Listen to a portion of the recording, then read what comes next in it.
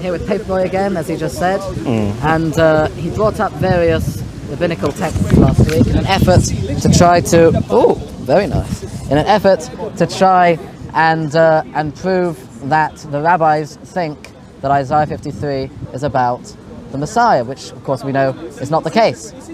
And he brought up at the end of last time a Midrash from Ruth Rabbah, and in Ruth Rabbah he found it quotes Isaiah 53, and he said, look, it's using it as a proof for something about the Messiah having suffering, right? So now what we're going to do is we're going to have a look, analyze this Midrash, and see if it really proves what Paperboy thinks it does, that the rabbis in the old texts used to say that this chapter was about the Messiah. And we're going to see that this does not actually prove what Paperboy thinks it does at all. Okay, so, and also, when we go on from that, I will bring up other verses that Christians use to establish the understanding that Christ would have been the Messiah. Because if I ask you, how do people come to the conclusion that a verse is messianic? How do people? Well, it depends which people. The rabbis. The rabbis. Yeah. The rabbis come to the conclusion about which verse is messianic if it's talking about something that will happen in the end of days, if it's talking about something that will happen at the redemption, these kind of things. Okay, so now, if that is the criteria, and what we'll go through is looking at why other rabbis understood certain verses that you now reject as messianic. Because that's why I'm asking, what is the criteria? Because as we go with Isaiah, as we start with Isaiah 53, you brought up Jonathan ben Uzel, yes, who was a very renowned rabbi. Yes. Now, he understood this verse as messianic. And this is why I asked you that question. What is the criteria for someone to determine whether a verse is messianic or not? Well, it depends. Are you talking about messianic in the simple sense of the verse in context? Or you're talking about whether or not they consider it, whether they can use it in an exegetical way, in a drush kind of way, to, and I've explained drush in previous videos, to illustrate a point. So we know that Jonathan ben Uziel, his commentary, his Targum, is really an exegetical type of commentary. It's not a literal translation of the text by any means. And therefore, when Jonathan ben Uziel looks at various chapters and sees that sometimes it says, my servant Israel, and sometimes it doesn't, he will take the place that it doesn't as an inference that this will not be Israel, and therefore he'll say that those are Messiah. But what's interesting about Jonathan ben Uziel on Isaiah 53 is that he switches from the servants being the Messiah straight away in verse 52:14 to talking about that the sufferer is the house of Israel, and he continues through the end of the chapter that sometimes it seems like the servant is the nations, sometimes it seems to him that the servant is the people of Israel, and sometimes it seems it's the Messiah. But never in Jonathan ben Uziel do we see a Messiah suffering for sins, and never in any rabbinical commentary have we ever seen anything about the Messiah dying for sins. Okay, so if we look at his translation again, I'll start from verse 5. Of course. And it says, therefore he shall pray for our sins. Wait, why are you starting from verse 5? You should start from 52:13. You don't want to do that? No, because you made the statement about that point, so I just want to get to the crux of the points where it refers to dying for the sins, or the chastisements for sins, rather than starting again from the beginning, because I just want to focus on that part and what it says. So it says, therefore he shall pray for our sins, and our iniquities his sake shall be forgiven us, for we are considered crushed, smitten of the Lord, and afflicted. He shall build the house of the sanctuary, which has been profaned on the account of our sins.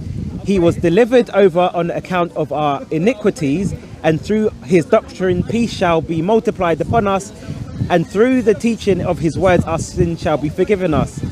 All we like sheep have been scattered, every one of us has turned to his own way. It pleased the Lord to forgive the sins of us for his sake.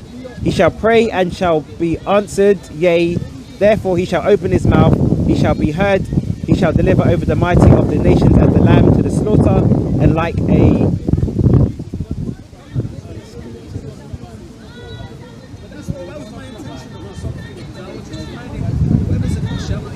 sorry, a bit lost. 8. I love how you're using that book. There was as opposed to sorry. There was me thinking last week you had unique arguments. Turns out these all came from Driver and Neuberger's book in the 1870s. I've never read that book, but I'll continue. This is the book you're holding right now. Oh, with the yes. Oh, the translation. Yeah. Not the argument. Anyway, we'll continue. And like a sheep before his shearers is dumb, none shall in his presence open his mouth or speak a word. Actually, it's before in verse 4 and 5 where it speaks about the... Oh dear, you really have confused yourself this time. Okay, now let me continue from 9, sorry. Oh, okay. He shall gather our captives from affliction and pain, and who shall be able to narrate the wonderful works which shall be done for us in his days? He shall remove the rule of the nations from the land of Israel, the sins which my people have commanded and have come upon them.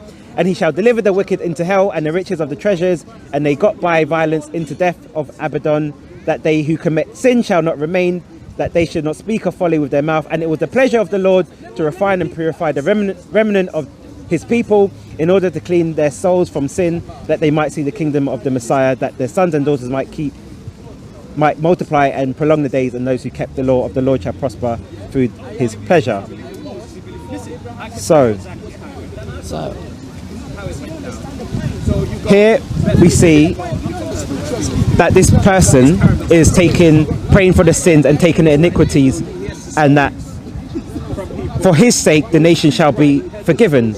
But we also see, because it talks about one who is righteous, and we also know in Isaiah he condemns Israel as being sinful. Yes. So therefore, if Israel is sinful, it cannot be the one who is without sin. Well, where does it say he's without sin? His righteousness.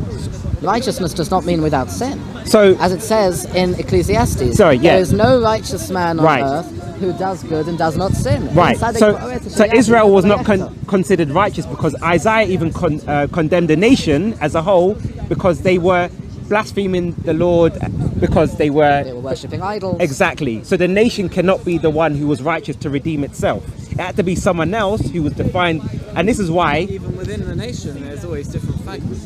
But that's why I said this cannot be the nation of Israel, because it's speaking. He's saying it's speaking as the nation as a whole. Within the nation of Israel, you get some people who are on the path. A remnant, right? So that would be the Messiah, the righteous one. All the people who are on the path. But Isaiah condemned the nation as being unrighteous.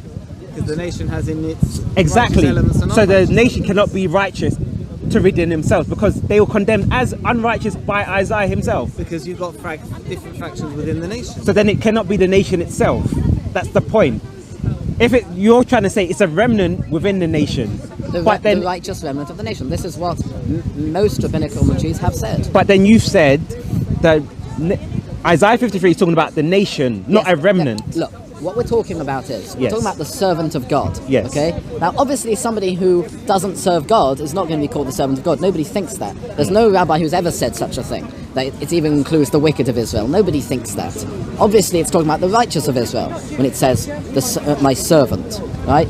And in fact, if you look every single place where verses in Isaiah 53 are quoted, they're quoted to talk about righteous people. So whether or not it's quoted to talk about Rabbi Akiva, as it is in the Yerushalmi, in Maseches Shkolim 21a, or whether or not it's taken to be used about Moshe Rabbeinu, Moses our teacher, in various Midrashim, or whether or not it's taken to talk about the Messiah in Ruth Rabbah, and indeed the Targum, or whether or not it's talking about anyone who has been given troubles by God, Yisurim, right, like it does in Tractate Brachos 5a, right? There's so many different things. There's one Midrash in the Sifrei in Bamidbar Rabbah, repeated in Sifrei Bamidbar, and it's repeated in Sifrei Devarim, where it quoted as referring to Pinchas ben Elazar, Phineas, the son of Elazar, the priest, right, grandson of Aaron. So we see what's the rabbis. What are they saying? They're saying that this passage refers to the righteous of Israel, and we can apply this to individual righteous people within Israel, and that's what we see throughout rabbinic teaching. So it's gone from the nation as a whole to a remnant. Well, when I said a nation as a whole, I never thought that anyone would actually think that I was referring to the wicked ones as well. When we talk about Jews, we should not be talking about those who do not believe in Judaism and who do not practice Judaism. That would be like saying that a Christian can be somebody who does not believe Jesus to be the Messiah, or a Muslim can be somebody who does not believe Muhammad to be a prophet. That is obviously absurd. So there are 2 points to add to that. So then obviously we went to the Ruth Rabbah, where it says the Messiah and he will eat the world to come. The 5th explanation for come here is King Messiah. Come here, this is draw near to kingship and eat from the bread, and this is the bread of kingship, and dip your morsel in the vinegar. This is his chastisement, as it is said, but he was wounded for our transgression. Now, adding this to also, again, why would Jonathan ben Uzel, who is one of the most influential rabbis, be confused into thinking that, or describing it as a singular person, and then attributing the verse to the Messiah as well, verse 12. So, what you're asking is a good question, and I'm going to answer your question. But in order to do that, we need to do a little bit of an exercise here. I'm going to ask you about various verses in the Tanakh, and ask you what you think the simple meaning of their verses are. Okay. So first of all, Zechariah, I'd like you to turn to Zechariah, chapter 14, verse 2. And I'd like you to tell me what you think the verse is talking about. And then we'll see how the Midrash uses it. Okay, Zechariah 13. Chapter 14, verse 2. It might be slightly different in the Christian version. I know that 14:2. the Jewish version will have it different. For I will gather the nations against Jerusalem to battle, and city shall be taken, and the houses plundered, and the women raped. Half of the... So... Now, what do you think that verse is talking about? Behold, the day is coming for the Lord when the...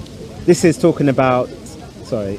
Behold, the day is coming for the Lord when the spoil taken from you will be divided in your midst. For I will gather all the nations against Jerusalem to battle, and the city shall be taken, and the houses plundered, and the women raped. So wasn't this talking about the exile? No, this was...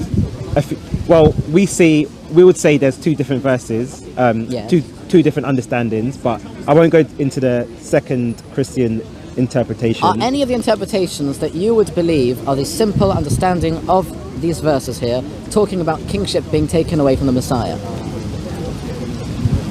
Do you see that anywhere in these verses? No. No.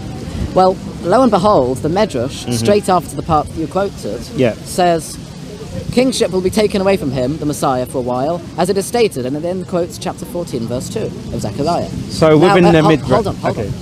Then the Midrash does something else. Well, could you please turn to something we can both agree is a messianic prophecy? Isaiah chapter 11. So Isaiah chapter 11. We all agree, Christians and Jews all agree that this is a messianic prophecy. There shall come forth a shoot from the stump of Jesse, and a branch from his root shall bear fruit. Yes. And the Spirit of the Lord shall rest upon him. Yes. And the Spirit of wisdom and understanding, and the Spirit of counsel and might, the Spirit of knowledge and the fear of the Lord, and his delight shall be in the fear of the Lord. Yes. Continue. He shall not judge by what his eyes see, or decide disputes by what his ears hear, but with righteousness he shall judge the poor, and decide with equity for the meek of the earth. And he shall strike the earth with the rod of his mouth, and with the breath of his lips he shall kill the wicked. Okay, now stop there. Now that last verse, verse 4, what do you think that's talking about? Verse 4. Yes, verse 4 that you just read. But with righteousness he shall judge the poor, and decide with equity the meek from the earth, and he shall strike the earth with a rod of his mouth. So this is obviously talking about judgment. Yes. That the Messiah. Do you see any evidence from the words, and he shall strike the land with the rod of his mouth, anything to do with kingship being restored to the Messiah? From verse 4? Yeah, from verse 4. Do you see any... It talks about him judging, yeah, so then we'll have to... Nothing to do with kingship, right? Nothing to do with kingship being returned to the Messiah. Nothing to do with that. But right? even... Now, the Midrash, in the next line, after it quotes from Zechariah, then says, kingship was restored to him, the Messiah. Okay. As it says, and then it quotes the words from chapter 11, verse 4 in Isaiah, and he shall strike the land with the rod of his mouth. Now, this all shows us something very important, and this is something that I wanted to talk to you about today. Midrash, also known as Agoda, is not something which takes verses literally, does not take verses in context. Midrash, Agoda, is a form of storytelling that explores ethics and values in biblical texts. In fact, the word Agadah means story or telling in Hebrew. Yeah, go Right? on. You didn't see this one coming, did you? Go on. Midrash is not something which quotes verses in context. It only ever quotes verses out of context.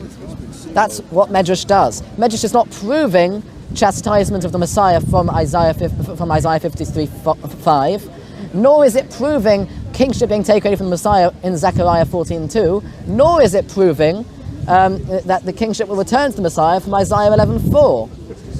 And in fact, if you were to read from the beginning of this particular Midrash all the way to the end, and it quotes over 20 verses, not a single one of them is in context. And the entire Midrash is based on a verse in Ruth, which has nothing to do with the Messiah.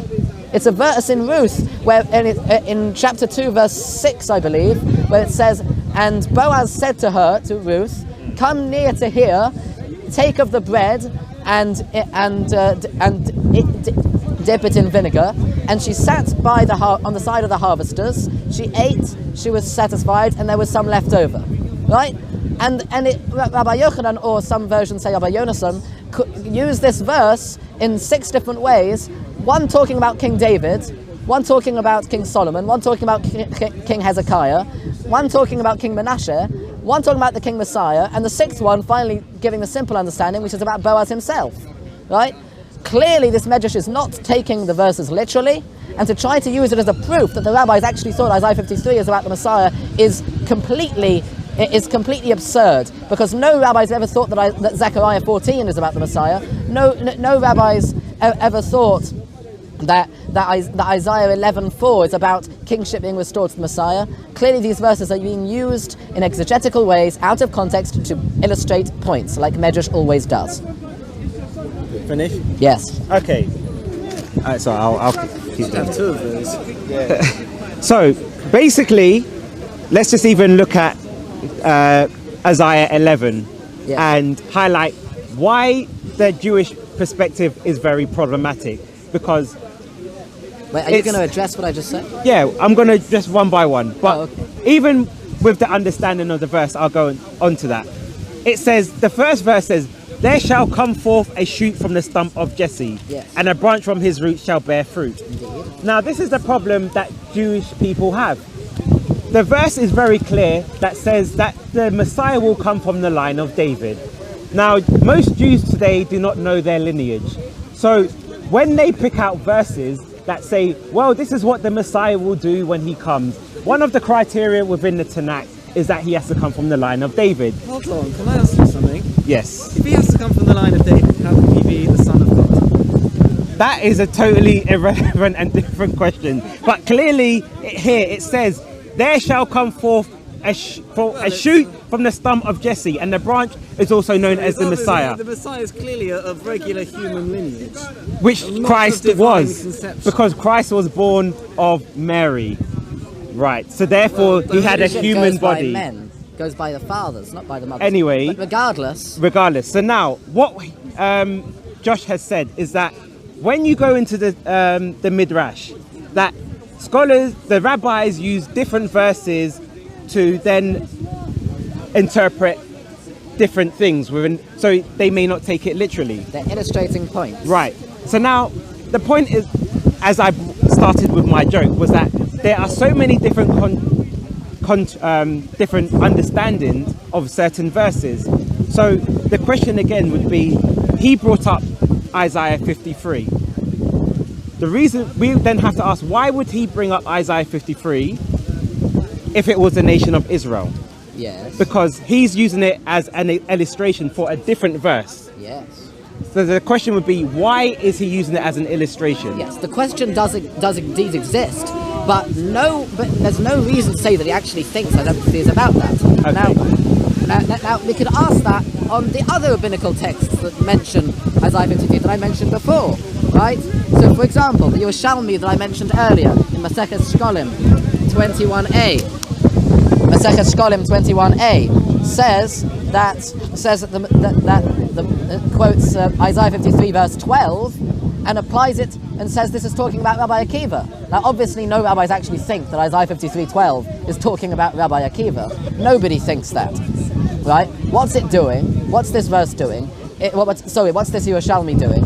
He is very clearly using this verse to show you to show you the greatness of Rabbi Akiva. He's describing the greatness or illustrating the greatness of Rabbi Akiva by using a verse in Isaiah 53, even though he knows perfectly well Isaiah 53 is not about Rabbi Akiva. And so too in the other places I mentioned, the place that talked about using this to refer to Moshe, even though it's clearly not talking about Moshe. The place that talks in Sifrei, where it quotes it and talks about Pinchas, Phineas, the son of Elazar, when it's clearly not talking about him, right? These are clearly meant not taking it literally. These are not actual interpretations of Isaiah 53. And the one common link that they all have is that they talk about righteous Jews. They're all talking about righteous Jews. Whether it was Moshe, who was the father of the prophets, who in an esoteric sense saw God face to face, right? The only person to ever do such a thing, or whether it is they're comparing it to Pinchas ben Elazar, Phineas the son of Elazar, who God said, I give him my covenant of peace, right? This is the kind of person we're dealing with. Or whether it was Rabbi Akiva, who is considered one of the greatest Tanaic rabbis, right? Or whether it's still going to be the Messiah, who's going to be this amazing righteous Jew who's going to bring the world to its perfection, right? Okay, so this is a very clear common link, and it all fits into what I've said all along, that it talks about the Jewish people and not wicked Jews, obviously actual faithful religious Jews who are servants of God. Okay, so let me just interject there. So the reason why I'm going through some of these verses is because I want the audience to understand that within the Old Testament you have verses that talk about the Messiah. Now the Christian perspective is these verses, if you accept them, even the verses where some of the rabbis have said they were about the Messiah, if you accept them, they will all point towards Jesus being the Messiah. Because Jews reject some of these verses like Isaiah 53, even though we have rabbis saying that they were about the Messiah, if you reject them, then they will not lead you to Christ, to Jesus as being the Messiah. And then you will take the Jewish position as you will continually be waiting for the Messiah. Now this is the difference. Jesus tells us that the Pharisees followed the tradition of men and they rejected him. So what we are looking at, if we look at it historically, is that there were verses that even rabbis have confirmed or stated that they were about the Messiah. As for example, Jonathan ben Uzziel stated that, put the Messiah in Isaiah 53. There's no rabbinical Jew now who will say this is anything to do with the Messiah. But obviously if you accepted this verse was about the Messiah, then you would understand it was a prophecy about Christ. And this is why I'm going to go to your favorite now, Isaiah 7:14. Hold on, before you get to Isaiah 7:14, let me just respond to what you've just said. Yes. Because what you've just said is, well, utter nonsense. Because how could you possibly get Jesus being fulfilled in Isaiah 53? Nowhere in Isaiah 53 do we talk about somebody dying. Nowhere in Isaiah 53 do we talk about somebody dying in the land of living, which is the land of living being the land of Israel, as we know from other verses where the land of Israel is called the land of living, right? The Eretz Chaim, the land of living. Jesus died in Israel. He was crucified, and there is no reference to anyone dying for other people or dying for themselves even in Isaiah 53, and no reference to somebody in the land of Israel at all. Clearly it cannot be Jesus. And may I point out that Isaiah 53 talks about this, Isaiah 52 rather, 15, talks about the astonishment of the nations at the success of this servant of God. The only people who are going to be astonished if Jesus turns out to be the Messiah are the Jews. Right? The nations are not going to be surprised in the slightest. The Christians certainly won't. The Muslims certainly won't. Well, although, of course, the Christians and Muslims have different definitions of the Messiah. That's not an argument, because when Christ does return, the Jews will be stunned. So but it's talking about the nations, the kings of nations. That's what it says in 52:14 and 15. That's what it's talking about. It's not talking about the Jewish people there. It says the kings of the nations. Okay, that clearly is not the nation of Israel. Never do we find the plural referring to a singular. Whereas, although we find all the way across the Tanakh the singular referring to a collective whole, the plural. Okay, so let's go on. Which of course is your whole Trinitarian argument. Because I want to develop this argument about the suffering Messiah. But if we... What's happening?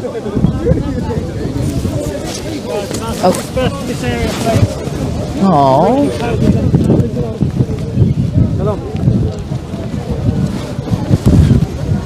This is the times we live in, a police state. Okay, so Oh, because yes. what I want to do is go through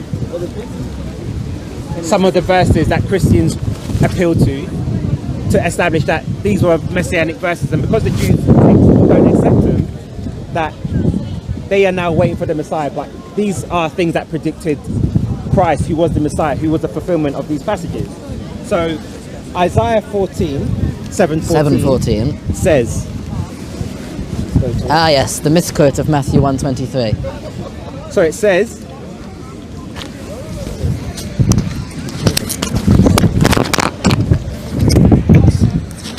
and I'm sure most people know this verse, and it's quoted in Matthew. It says, You've never read verse 13, therefore, have you? the Lord himself will give you a sign. Behold, the virgin shall conceive and bear a son, and shall call his name Emmanuel. Well, that's a mistranslation. It does not say virgin, and it does not say will conceive. It says young woman, and it says has conceived. Okay. This is a mistranslation. And don't try to back it up with Septuagint, because we all know that it uses the same word to refer to Dinah after she was raped, and that does not mean virgin, obviously. So what he's talking about is that the verse talks about someone who was an Almah. Now the Yes. question is, what is an Almah? So if I said to someone, an adolescent child, who here would think that an adolescent child is not a virgin? Because we have to understand, especially within ancient cultures, that... Good, thanks. Good? Yep. Guys, let me explain something to you at this moment in time. Unfortunately, you're in a group larger than 6, so you're breaching Can we... station. All right. I'm going to have to ask you to spread out. Can we just spread out a little bit? Yeah, can we just spread out? Split That's... up into in separate groups, smaller groups. All right. Yeah. Okay. Groups of 5. Yeah. Yeah, you can like congregate there and another over there. Yeah. Okay, so what I'm going to do, I'm going to disprove what Josh has said.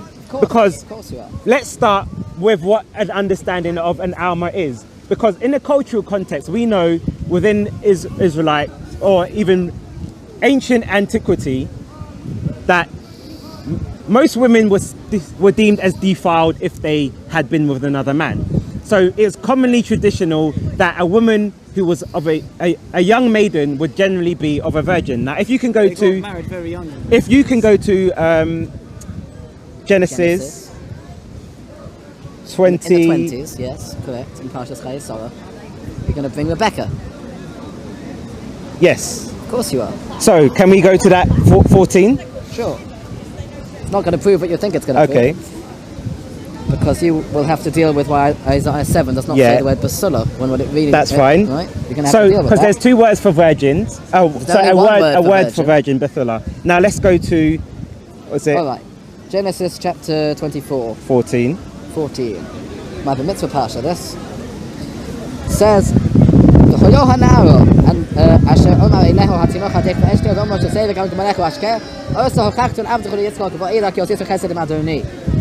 It says, and the girl to whom I shall say, "Let down my pitcher, I pray thee that I may drink," and she shall say, "Drink, and I will give thy camels drink also." Yeah. Let her be that thou hast appointed for thy servant Yitzchok, and thereby shall I know that he had done speaking.